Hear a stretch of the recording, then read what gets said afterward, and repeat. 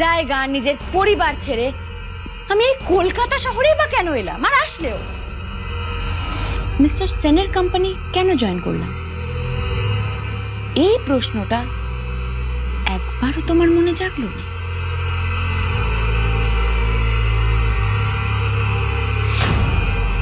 শুধু কাজের খোঁজে আমি এখানে আসিনি সৌমেনদা। আমার আসল উদ্দেশ্য ছিল ঋষি সেনের সর্বনাশ করা, ওনাকে সর্বশান্ত করে ওনার টাকায় নিজের স্বপ্ন পূরণ করা।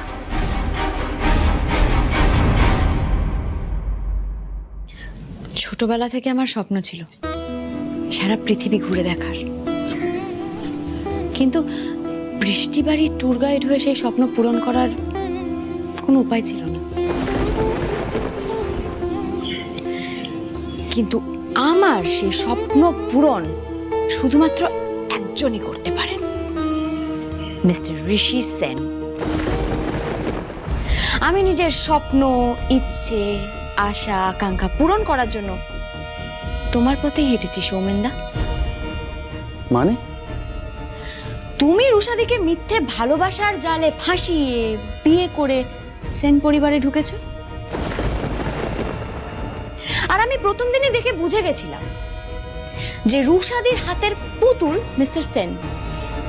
রুষাদির কথায় ওঠে বসে, ওঠে বসে। তাই রুষাদিকে মিথ্যে ভালোবাসার ফাঁদে ফেলে, দুটো মিষ্টি মিষ্টি কথা বলে আর দুটো চোখের জল ফেলে আমি মিস্টার সেনকে বিয়ের ফাঁদে জড়িয়েছি, যাতে মিস্টার সেন রুষাদির কথাও না ফেলতে পারে আর এই বিয়েটা করতে বাধ্য হন।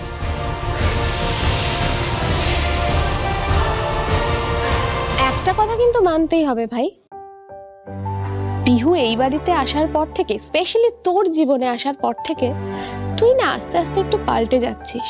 না না না, শোন, যেরকম ধর আমার ভাই আগে টি টাইমার দিয়ে স্পেশাল টি খেত, সে নাকি এখন মশালা টি খাচ্ছে। যে নাকি আগে ডায়েট ফুড ছাড়া কিন্তু খেতই না, সে এখন স্পাইসি ফুডও খাচ্ছে। আর তাছাড়া ল্যাপটপ থেকে যে নাকি মুখ তুলে তাকাতো না, সে আজকাল গল্পের বইও পড়ছে। ভাবা যায়? না দিদি, তুমি ভুল বুঝছো। দেখো, সেরকম কোনো ব্যাপার নেই। আর দেখো, এছাড়া আমার কোনো উপায়ও নেই। আর তোমার বোন আমার ল্যাপটপ, আমার ফাইল কোথায় কি রেখেছে আমি কিছু খুঁজেই পাচ্ছি না। এন্ড এই ঘরে আমার থাকতে একদম ভালো লাগছে না দিদি। I am just getting board. আমার ভাই পিহুকে মিস করছে, তাই তো? আচ্ছা, এই যে তোরা দুজনে সারাক্ষণ ঝগড়া করিস, খুনসুটি করিস, একটা কথা কিন্তু তোকে মানতেই হবে। কি দিদি? পিহু কিন্তু আস্তে আস্তে তোর অভ্যেস হয়ে যাচ্ছে ভাই। আর তুই জানিস এটাতে সব থেকে খুশি আমিই হব। দেখ, অনেক বছর আগে ঈশ্বর আমাদের জীবন থেকে আমাদের সব থেকে দুজন কাছের মানুষ, মা বাবাকে কেড়ে নিয়েছিলেন, কিন্তু এতগুলো বছর পর আমাদের জীবনে আবার আমাদের সব থেকে ভালোবাসার মানুষ, কাছের মানুষ সৌমেন আর পিহুকে ফিরিয়ে দিয়েছে। সত্যি রে, আমরা দুজন ভীষণ লাকি যে আমাদের জীবনে আমাদের দুজন ভালোবাসার মানুষ সৌমেন আর পিহুর মতো মানুষ আছে। ঋষি সেনের টাকার প্রতি যদি তোমার আগে থেকে এতটাই নজর ছিল, তাহলে তুমি এখানে আমাকে বসালে কেন? নিজেই বসে পড়তে পারতে। ঋষি সেনের স্ত্রী বলে কথা, তোমার কোনো কিছুতে অসুবিধাই হতো না, সব ইজিলি পেয়ে যেতে। হ্যাঁ, পারতাম সৌমেনদা, কিন্তু অনেকটা সময় নষ্ট হতো জানো তো। আর আমি তো দেখলাম তুমি যেভাবে সবকিছু পাওয়ার জন্য উঠে পড়ে লেগেছো, আমি একটু ভয় পেয়ে গেছিলাম। আমার আগেই না তুমি সবকিছু আত্মসাৎ করে নাও। তুমি তো রুষাদির পাওয়ার অফ অ্যাটর্নিও সাইন করে নিয়েছো। বাকি সবকিছু হাতের মুঠোয় করতে তোমার খুব একটা সময় লাগতো না। তাই আমি ভাবলাম যে এই সময় যদি আমরা হাতে হাত না মেলাই, আমাদের দুজনেরই লস। পিহু কি বলছে এগুলো? ও ঋষিকে বিয়ে করেছে ঋষির প্রপার্টি আর টাকা পয়সার জন্য? আর রুষার পাওয়ার অফ অ্যাটর্নি সৌমেনের কাছে গেল কিভাবে? মিস্টার সেন আর দিদি তোমাকে অন্ধের মতো বিশ্বাস করে সৌমেনদা।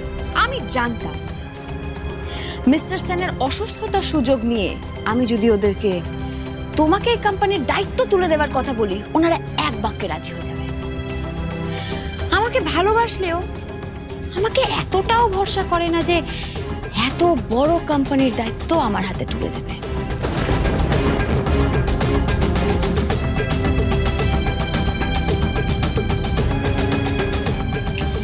কিন্তু আমি শুধু শুধু তোমাকে এই দায়িত্বটা দিইনি সৌমেনদা, আমি তোমাকে এই দায়িত্বটা দিয়েছি যাতে তুমি আমার কাজে লাগতে পারো। আর আমি জানি তোমাকে দিয়েই কাজটা হবে। তুমি যখন এতই জানতে যে আমি কাজের, তাহলে আমার পেছনে উঠে পড়ে লেগেছিলে কেন? লোভ কি একা তোমারই আছে সৌমেনদা?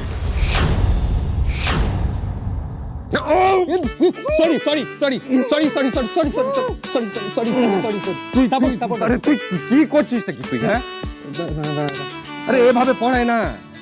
আরে কিভাবে পড়ায়? তুই তো হাতটা মুভি করছিস না, আমি পড়াবো কি আমি করে? বলছি এভাবে পড়ায় না, তুই জানিস না কিভাবে পড়ায়। আরে এতে না জানার কি আছে? হাতটা খুলবো, ঢোকাবো গেঞ্জিটা। না, কাল মিস বৃষ্টি বাড়ি খুব যত্ন করে পড়িয়ে দিয়েছিল, তখন তো আমার এক ফোঁটাও ব্যথা হয়নি। ও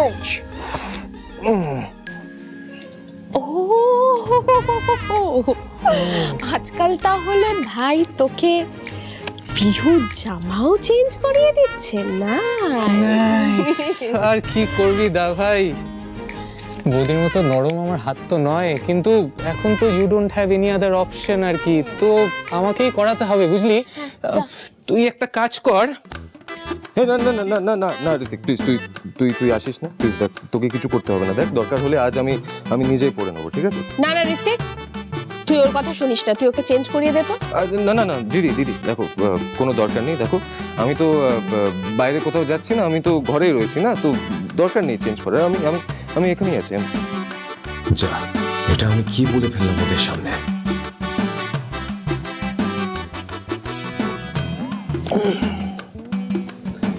বুঝেছো ব্যাপারটা?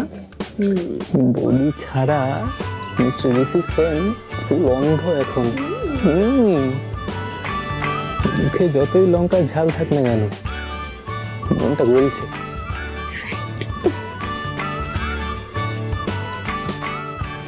আমি যখন প্রথমবার তোমাকে ওই বাড়িতে দেখেছিলাম, আমি বুঝে গেছিলাম তোমার মতলব ভালো নয়,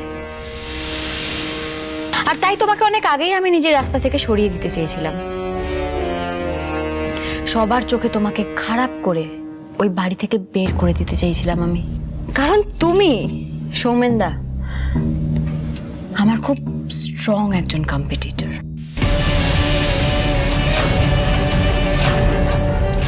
পরে আমি ব্যাপারটা বুঝতে পারলাম, কাজটা অতটা ইজি না।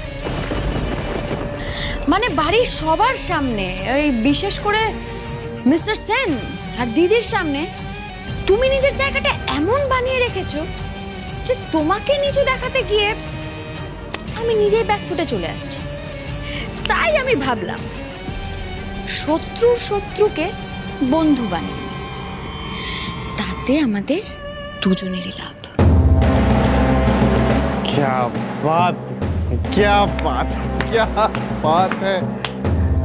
আরে তুমি তো ফাটিয়ে দিয়েছো গো। হ্যাঁ, আমি এতদিন এইটাই পরিষ্কার করে বুঝতে পারছিলাম না যে আমি এত কিছু করছি, নানান জিনিস করছি, কিন্তু ধরা পড়ছি না। তুমি ধরছো না আমাকে।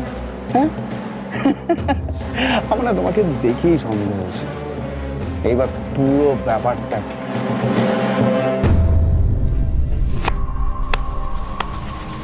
Excellent Bihu, excellent. তোমাকে তো এই টোপটা গিলতেই হবে সৌমেনদা। আমি যে মিস্টার সেনকে প্রমিস করেছি 72 ঘন্টার মধ্যে তোমার আসল চেহারাটা ওনার সামনে নিয়ে আসবই। তবে ঝেড়ে কাছো তো, আমার থেকে কি চাই? এই ব্যবসা আর প্রপার্টির 50%।